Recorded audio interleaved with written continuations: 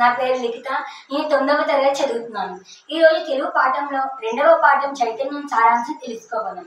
అది సారాంశం ఏమిటంటే కవి కష్టజీవుల గురించి చెప్పబోతున్నాడు.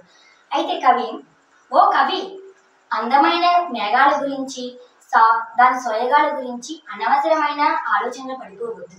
ఆనందం ఈ మనసులోనే ఉందని గ్రహించు. పుట్టి గుడ్డివాడివై బ్రతికి సమాజాన్ని పట్టించుకోకుండా ఉండకు. చిగురించిన మోడిలా మిగిలిపోవద్దు. ఓ కవి ఏక్తాన్ని మీటుతూ పూర్వకాలంలో లాగా పాత పాటలు పాడుతూ తిరగవద్దు. లోకం తీరు బాగా తెలుసుకొని ప్రజల హృదయాలన్నీ తీగలతో కొత్త పాటలు సృష్టించు. కాలం మారుతూనే మనం కూడా మారాలి.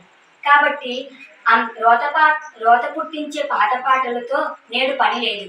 సమాజాన్ని చైతన్యానికి నీ గొంతు సవరించాలి. ఓ కవి దిక్కులను చూసినా చుక్కలను చూసినా రక్తం ఉప్పొంగి కవిత్వానికి ఉరకలు వేస్తుంది.